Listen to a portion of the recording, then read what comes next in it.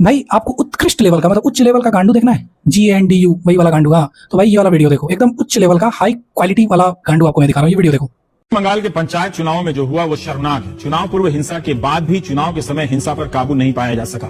अगर हम इसी तरह हर चुनाव में पहले या बाद में हिंसा की संस्कृति को बर्दाश्त करते चले गए तो एक दिन लोकतंत्र का सिर्फ खंडहर बचेगा। बंगाल के चुनाव में हिंसा की संस्कृति स्थायी होती चली जा रही है, जिसका लाभ आप गौर से देखिए तो हर कोई अपने अपने मौके के हिसाब से उठाने का प्रयास कर रहा है। चुनाव आयोग को शायद और बेहतर तैयारी करनी चाहिए थी, इतनी की एक भी घटना ना होती। 60,000 सुरक्षा बलों की तैनाती के बाद भी कई जिलों में हिंसा हुई है।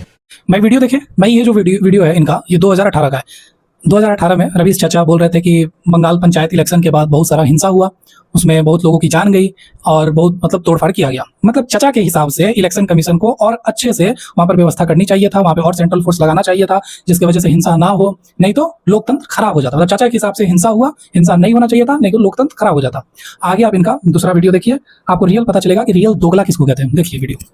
मतलब अभी चाचा के हिसाब से क्या है ना कि 60,000 सेंट्रल फोर्स को लगाया गया, जो कि गलत था, और हो सकता था 60,000 के अलावा और ज्यादा सेंट्रल फोर्स को लगाना चाहिए था, जिससे हिंसा नहीं होता। अभी आप देखिए, अभी ये 2026 में अभी प्रेजेंट में चाचा का मानसिक संतुलन कहां तक गया है। फ्री एंड फेयर के नाम पर कितना कुछ अनफेयर हुआ है। केंद्रीय बलों की तैनाती की संख्या के अलावा भी उनकी तैनाती की प्लानिंग क्या थी, एक एक जिले में कितने अफसरों को लगाया गया, इन सब का भी अध्ययन होना चाहिए। और उसका भी कि ईडी, सीबीआई, आईटी से घिरी ममता बनर्जी और उनकी पार्टी ने इस चुनाव को लड़ा कैसे।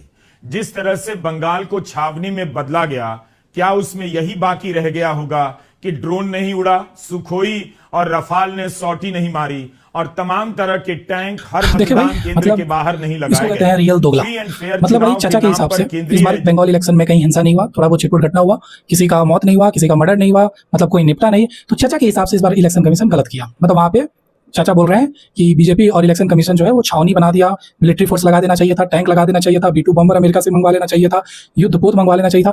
मतलब भाई सोच रहे हो, मतलब चाचा के हिसाब से उस टाइम लोग मरा तो इलेक्शन कमीशन का गलती है 2018 में, चाचा के हिसाब से 2026 में कोई नहीं मरा तो भी इलेक्शन कमीशन का गलती है। मतलब पता नहीं चलता है कि ये साला इंसान इतना ज्यादा फ्रस्ट्रेटेड क्यों है अपने जीवन से।